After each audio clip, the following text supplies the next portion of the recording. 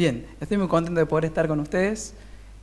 Cuando veníamos en el auto me pregunta mi suegra dónde era y la verdad que no sabíamos, la primera vez que venimos, pero fue fácil llegar, llegamos bien, sin problemas y estamos alegres de poder compartir este tiempo. Creo que solamente a Bruno y a Aye un poquito, y más por lo que por ahí Bruno comparte de Aye, bien. Las conozco, pero fuera de eso no conozco a casi nadie. Así que es un gusto poder saludarles, poder abrazarnos en Cristo, haber compartido este tiempo de alabanzas, de poder tomar juntos los símbolos y poder abrir juntos la palabra de Dios para poder meditar en ella. Vamos directamente ahí, 2 Corintios capítulo 1. Vamos a estar leyendo y pensando en un tema sensible, profundo, que ha despertado siempre preguntas y también que es un tema apasionante que la Biblia trata bastante, que es el tema del sufrimiento. Y lo que vamos a intentar a través de este pasaje y esta exposición es ver qué dice justamente Dios, qué dice la Biblia sobre el sufrimiento. No solo sobre el sufrimiento en general, pero considerando lo que este pasaje en particular nos enseña sobre el sufrimiento y cómo podemos usar incluso esa experiencia dolorosa, sanada por Dios, para poder ministrar y servir a otros. 2 Corintios capítulo 1, desde el versículo 3, vamos a leer hasta el versículo 11. El título de mi mensaje es bien sencillo: Consuelo sobreabundante. Va a ser bien fácil de recordar: Consuelo sobreabundante. Y leemos lo que dice así la palabra de Dios: Bendito sea el Dios y Padre de nuestro Señor Jesucristo, Padre de misericordias y Dios de toda consolación, el cual nos consuela en todas nuestras tribulaciones, para que podamos también nosotros consolar a los que están en cualquier tribulación, por medio de la consolación con que nosotros somos consolados por Dios. Porque de la manera que abundan en nosotros las aflicciones de Cristo, así abunda también por el mismo Cristo nuestra consolación. Pero si somos atribulados, es para vuestra consolación y salvación. O si somos consolados, es para vuestra consolación y salvación, la cual se opera en el sufrir las mismas aflicciones que nosotros también padecemos. Y nuestra esperanza respecto de vosotros es firme, pues sabemos que así, como sois compañeros en las aflicciones, también lo sois en la consolación. Porque, hermanos, no queremos que ignoréis acerca de nuestra tribulación que nos sobrevino en Asia, pues fuimos abrumados sobremanera, más allá de nuestras fuerzas, de tal modo que aún perdimos la esperanza de conservar la vida.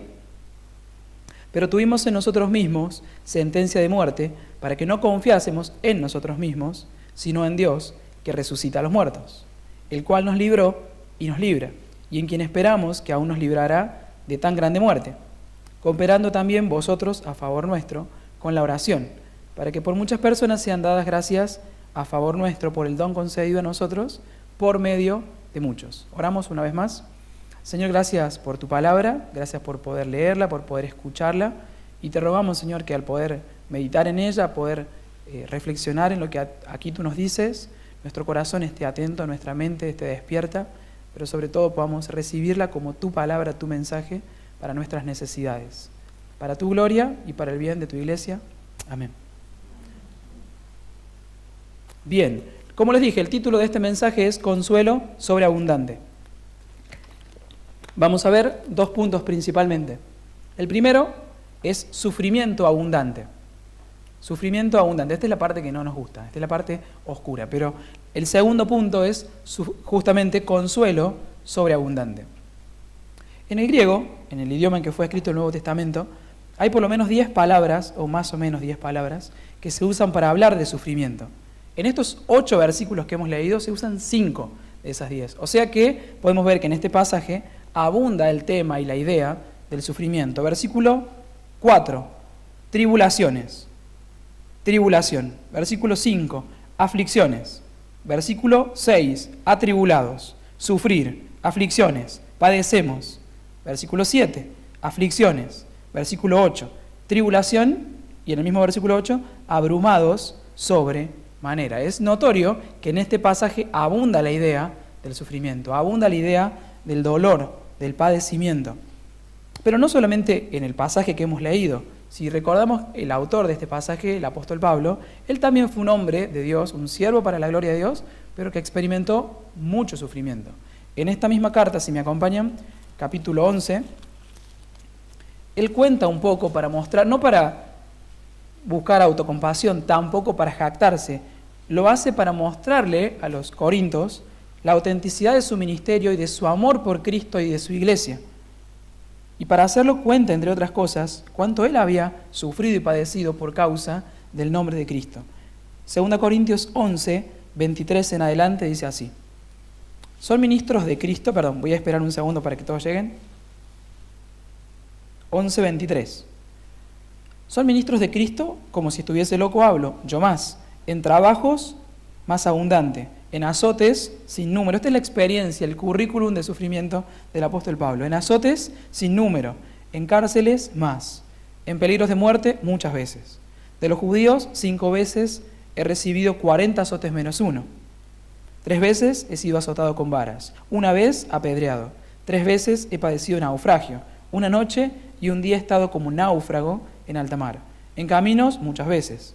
En peligros de ríos, peligros de ladrones, peligros de los de mi nación, peligros de los gentiles, peligros en la ciudad, peligros en el desierto, peligros en el mar, peligros entre los falsos hermanos, en trabajo y fatiga, en muchos desvelos, en hambre y sed, en muchos ayunos, en frío y en desnudez.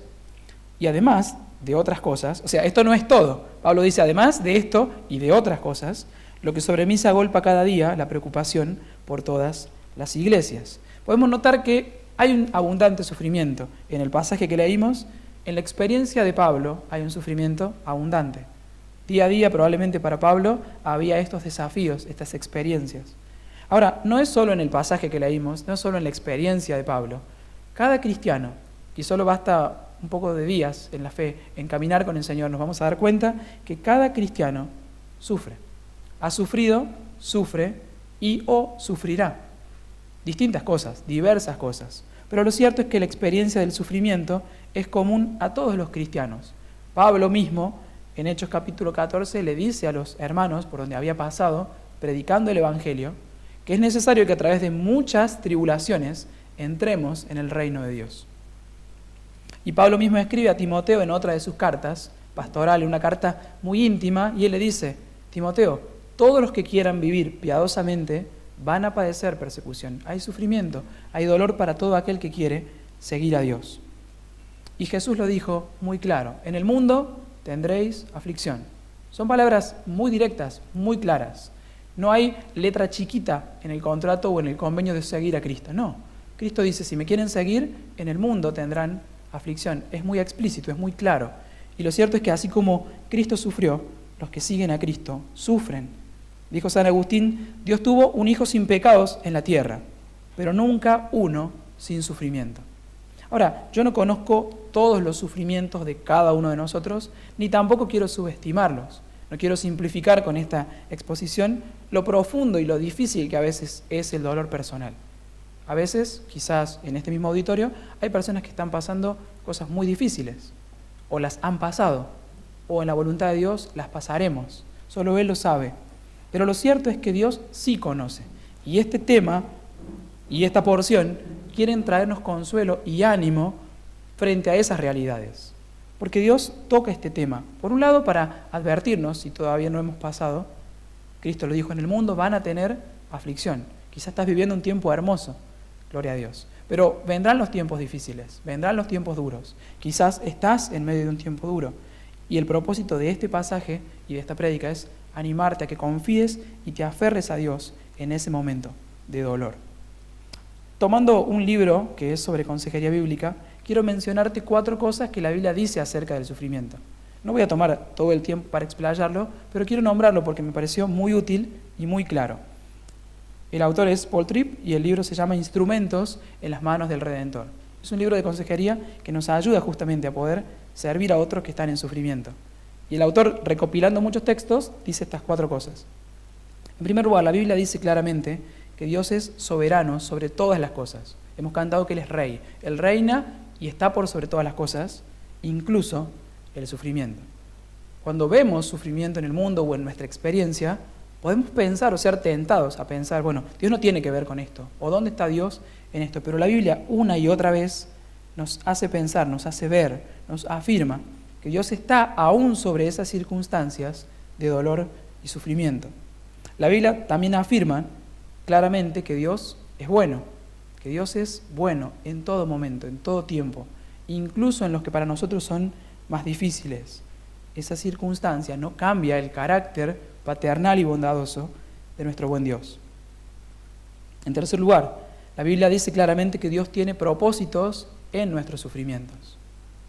Y como Dios es soberano y todo lo usa para su gloria y para nuestro mayor provecho, para nuestro mayor bien, aún el sufrimiento no es sin un propósito en la vida de su pueblo, en la vida de los cristianos. Que no siempre es fácil ver ese propósito, que no siempre es fácil ajustarnos a ese propósito, eso es así, es real, nos ha pasado a todos. Pero que Dios tiene un propósito en nuestro sufrimiento es algo que la Biblia vez tras vez afirma en muchísimos pasajes.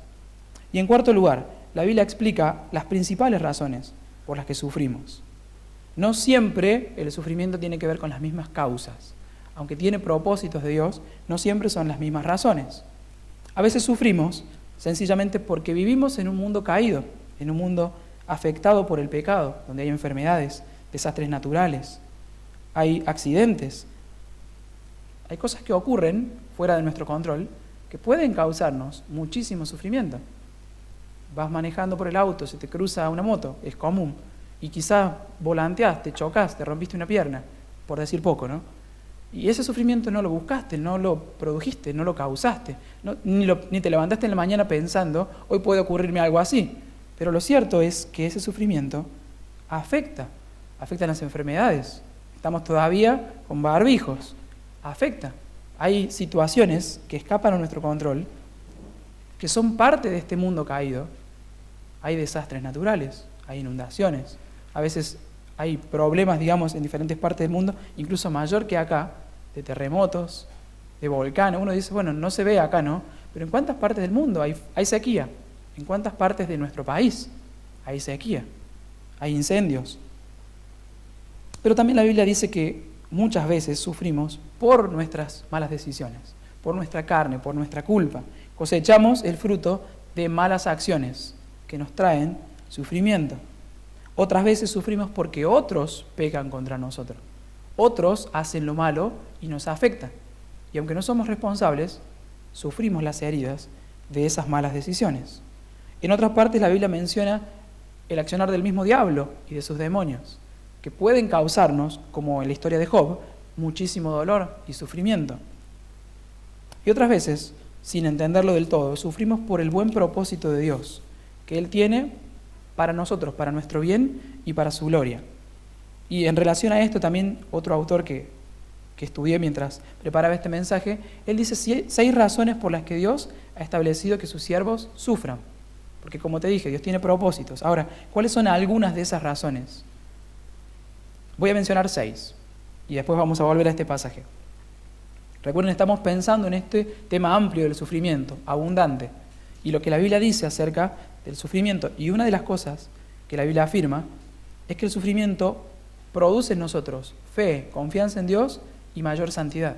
Este mismo pasaje, como lo vamos a ver, cuando se nos son quitados todos los recursos a los que podemos acudir o en los que podemos apoyarnos, podemos confiar todavía en Dios. Y este pasaje en la experiencia de Pablo muestra eso, que a veces pasamos situaciones que nos abruman sobremanera, más allá de nuestras fuerzas, perdemos el control y aún quizá la esperanza de vida, y no nos queda otra que apoyarnos en Dios.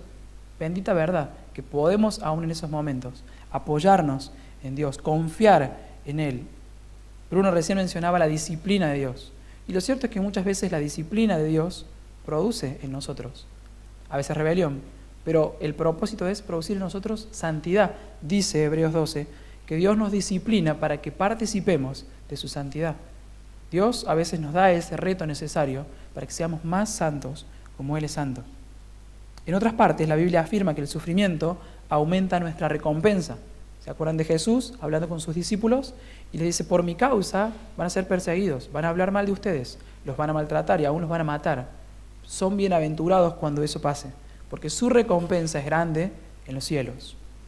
Ese sufrimiento del que Jesús les habla ahí no tiene que ver ni con desastres naturales, no tiene que ver con pecados en los discípulos, tiene que ver que con seguir a Jesús hay un sufrimiento que a veces va a venir, pero juntamente con ese sufrimiento podemos obtener recompensa en los cielos si sufrimos bien.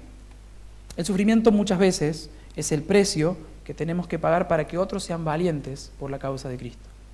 Estábamos hace poquito estudiando con los jóvenes los viajes de Pablo. Los que conocen el libro de Hechos capítulo 13, 14, veíamos cómo fue apedreado y en otras ocasiones cómo estuvo preso. Y en una de esas ocasiones en la que estaba preso, él dice: yo me gozo en que a través de mis prisiones muchos hermanos han cobrado valor y hablan del nombre del Señor sin temor. Entonces Pablo dice: mi sufrimiento no es un desperdicio.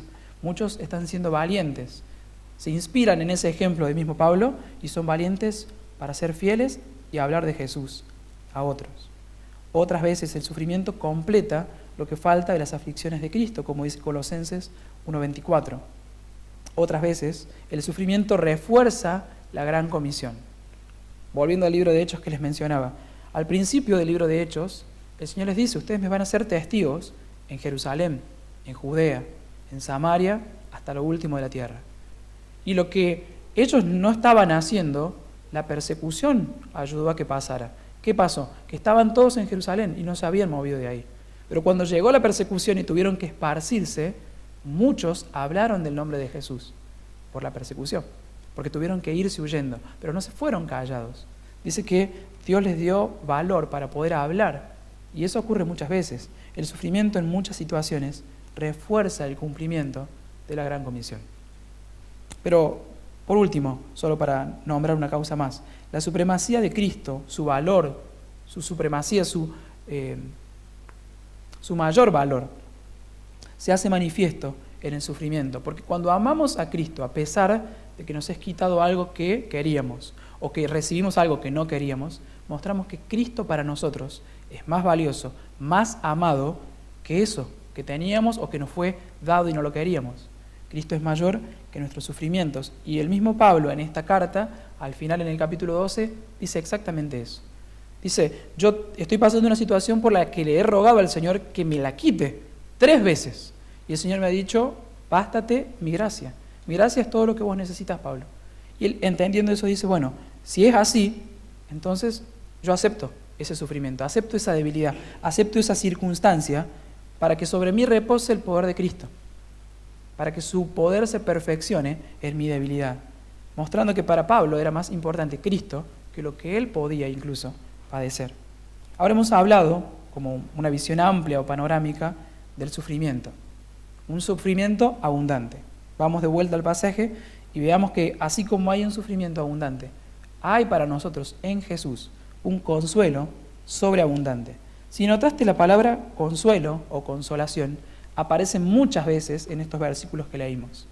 10 para ser exactos. Por lo menos en la versión que estoy usando en Reina Valera,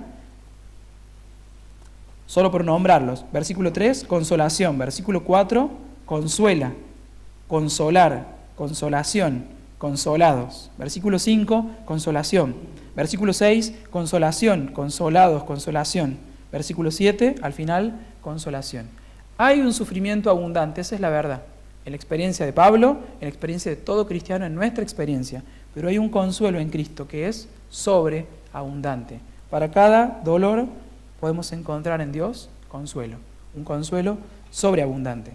2 cosas que vamos a ver sobre este consuelo. En el versículo 3, la fuente de nuestro consuelo. Y el resto del pasaje, algunas características de este verdadero consuelo. ¿Cuál es la fuente de nuestro consuelo?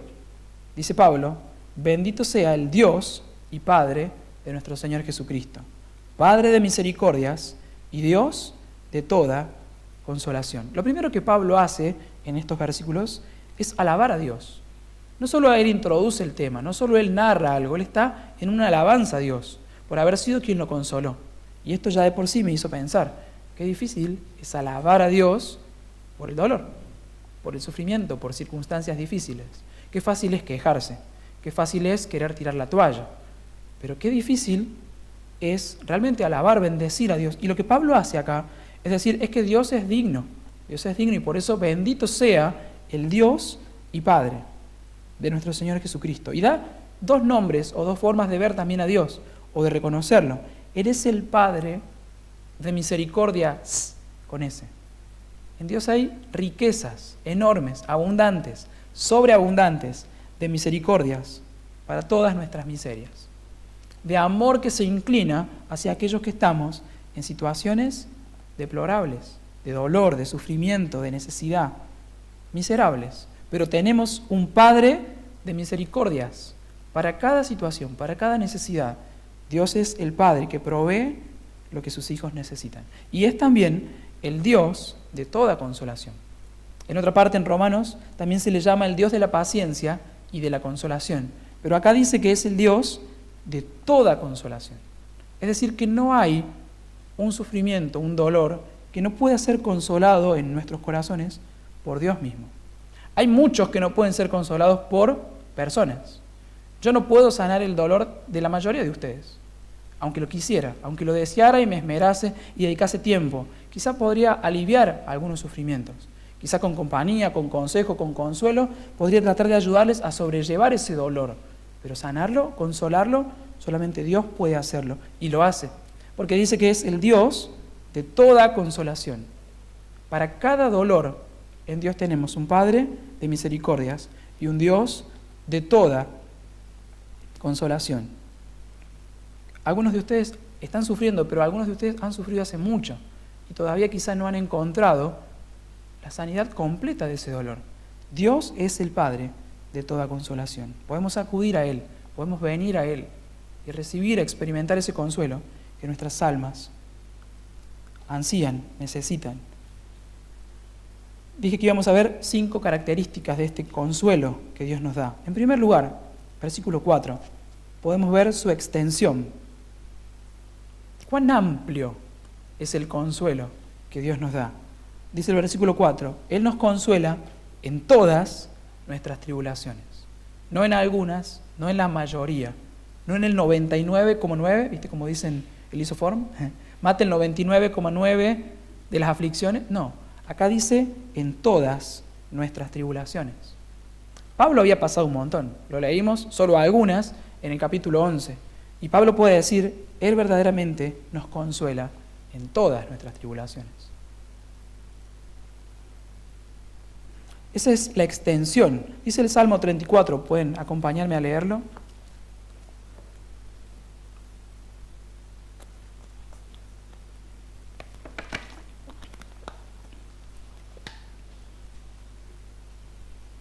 Salmo 34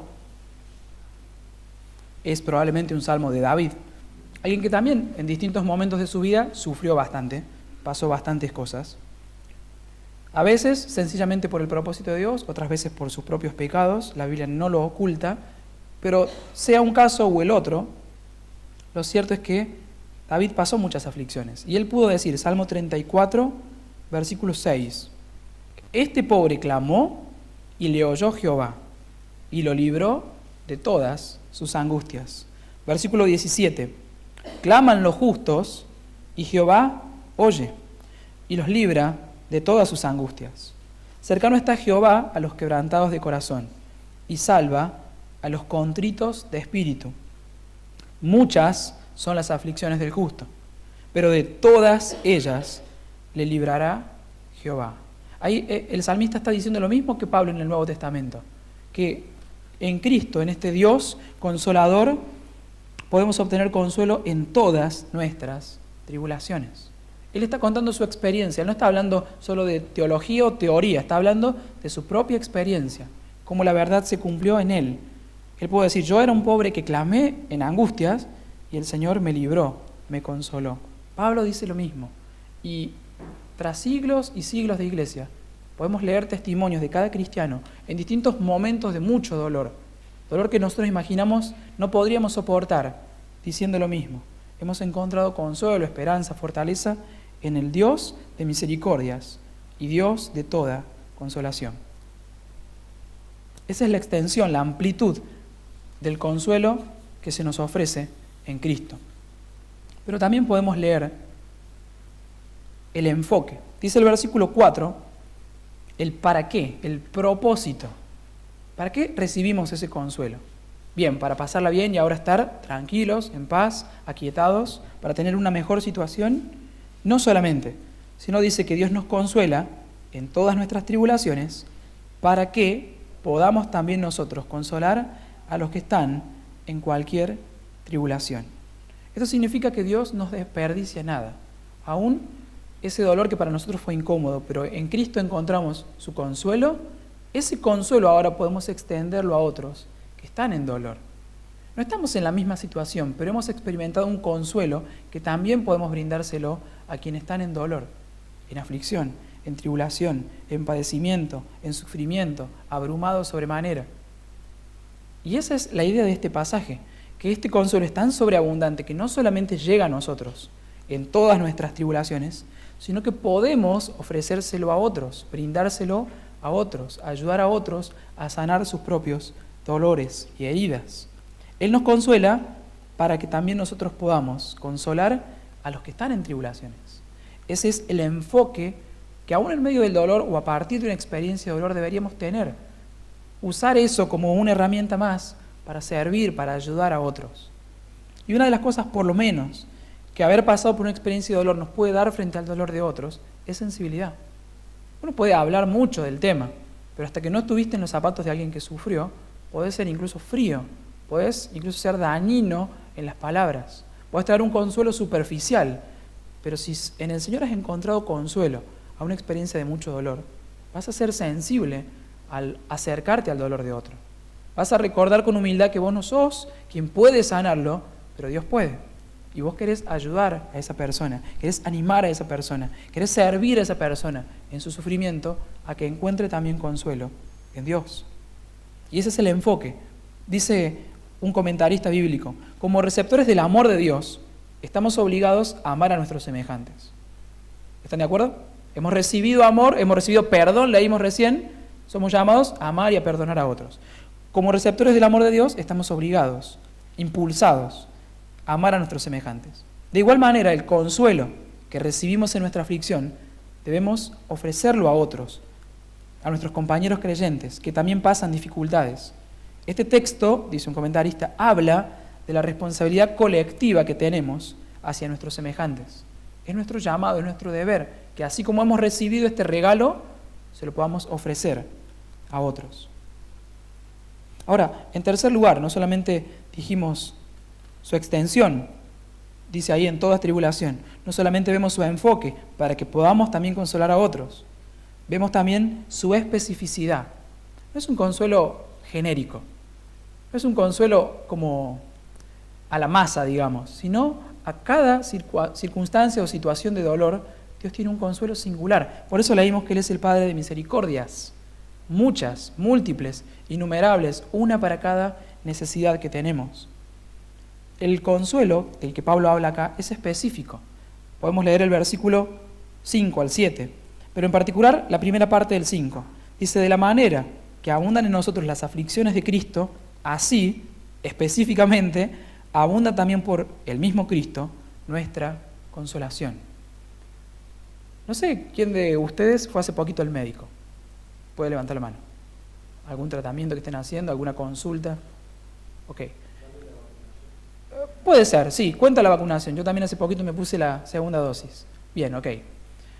Da lo mismo que te pongan quizá, bueno, no sé si da lo mismo, pero algunos le pusieron AstraZeneca, otros le pusieron Sputnik, etcétera, etcétera, etcétera.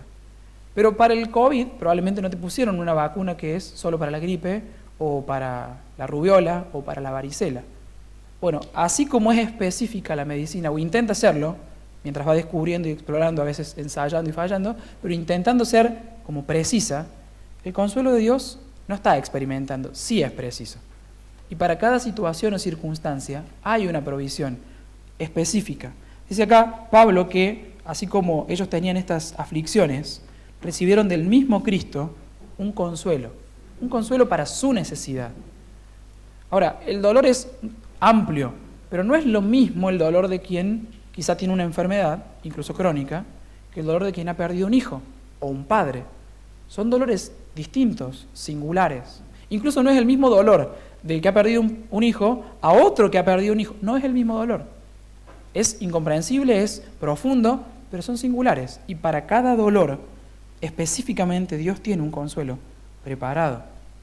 No usa un genérico, no usa un medicamento que aplica a toda situación, sino que para cada momento, para cada persona o para cada dolor, Él aplica la medicina efectiva, Y ese es el cuarto punto que vamos a ver. No solamente que su consuelo es específico, sino que su consuelo es eficaz, es efectivo. No solamente se propone consolar. ¿Te ha pasado quizás querer ayudar a alguien y decir, la verdad no pude, no supe qué decirle? ¿No te pasó que alguien te contó algo y vos quisiste decir algo, no te salió? O peor, te salió algo que no era bueno, que no era de ayuda. Mi hermana tuvo la experiencia de tener trillizos y después de un tiempo el varoncito falleció. Y muchas personas, me incluyo, cuando queríamos hablarles, habíamos tenido esta situación difícil de ¿qué se le dice? ¿Qué le dirías vos? Lo cierto es que mucha gente, queriendo consolarla, dijo cosas torpes, dijo cosas, no sé, insensibles. Y lo cierto es que frente al dolor muchas veces queremos, y yo no juzgo la intención, seguramente era muy buena la intención de esas personas, pero no supieron consolar, no pudieron tampoco hacerlo. Pero el consuelo de Dios es eficaz, es efectivo. Leímos el Salmo 34, este pobre clamó, Jehová le oyó y le libró de sus angustias. Es eficaz, es efectivo. Leemos acá, versículo 8 al 10, que Pablo había pasado una experiencia de profunda tribulación. Dice que fueron abrumados sobremanera, más allá de su fuerza, pensaron que se morían. Esa es la verdad. Como lo cuenta Pablo, así les ocurrió. Dice, pero ellos pudieron ver, versículo 10, que Dios los libró y aún los libra. En esa situación donde ya habían perdido hasta la esperanza, Dios los libró. Su consuelo, su respuesta fue efectiva, fue eficaz. Dios no solo se propuso ayudar a Pablo, Pablo seguramente clamó, como este hombre que leímos en Mateo clamó, y este Padre de misericordias, Dios de toda consolación, eficazmente lo pudo consolar, lo pudo ayudar. Y por último, vemos el efecto de este consuelo. Dice el versículo 11.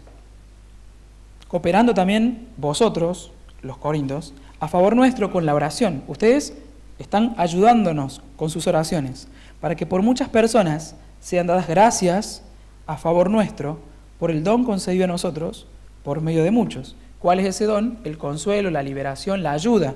¿Cómo vino? En respuesta a las oraciones de muchos hermanos. ¿Qué causó eso? Dice ahí, acciones de gracias, para que por eso sean dadas gracias a Dios.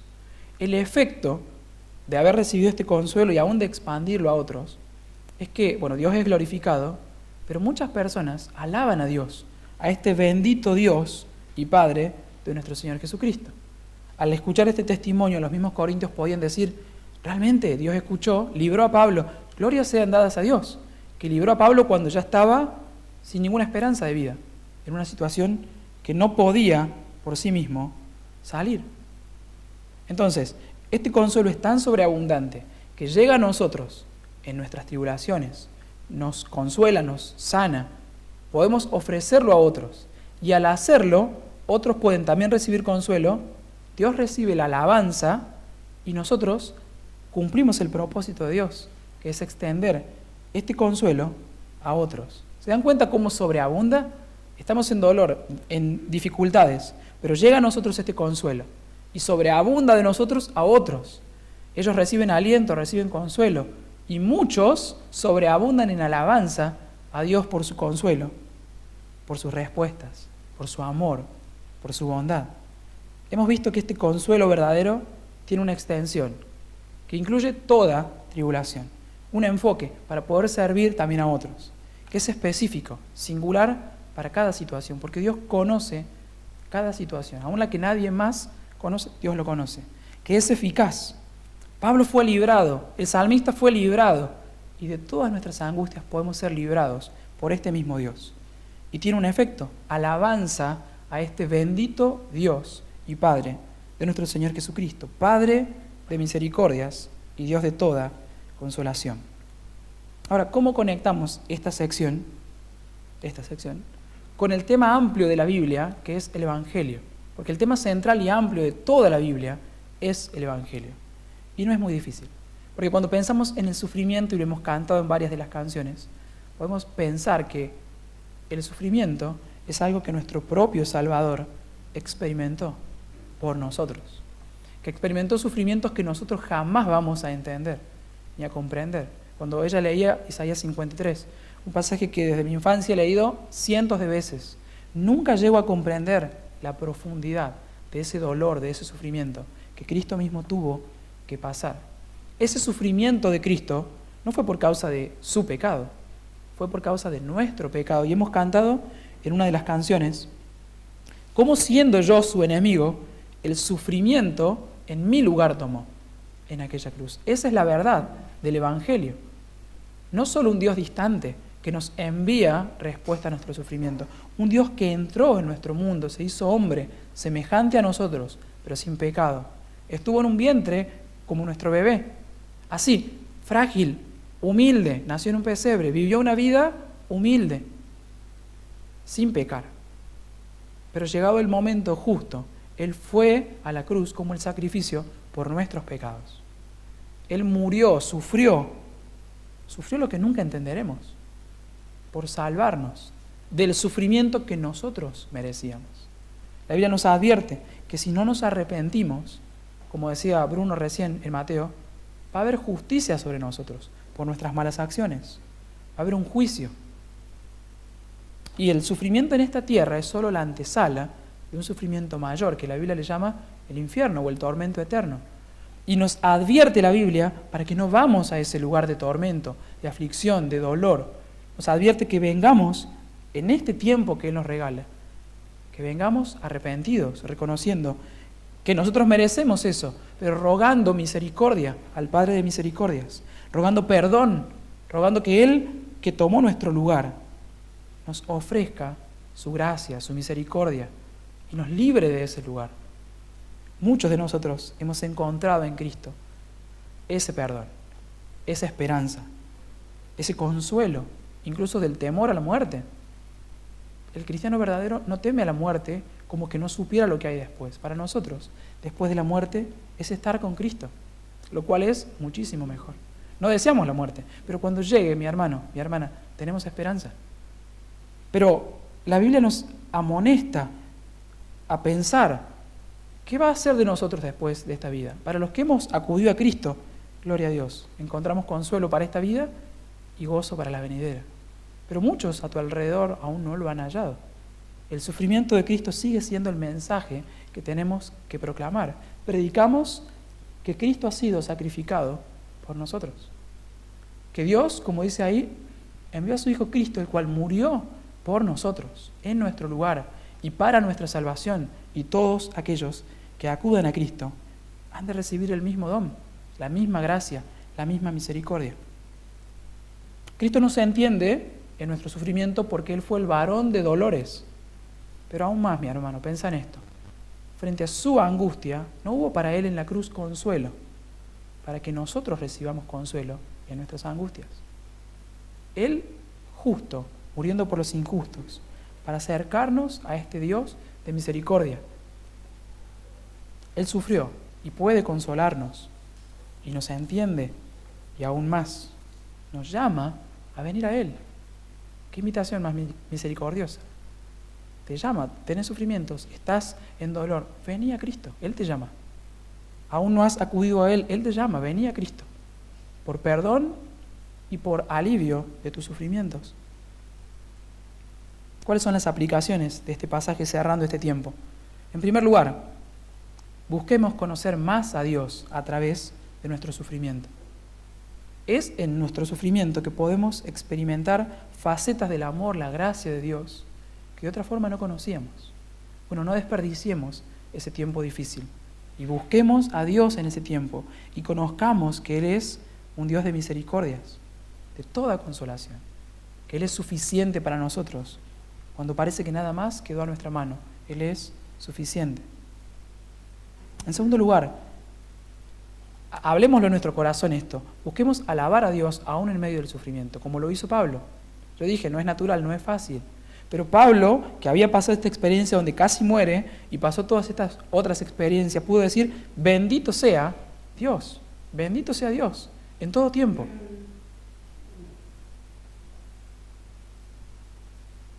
En tercer lugar, preparémonos y suframos bien.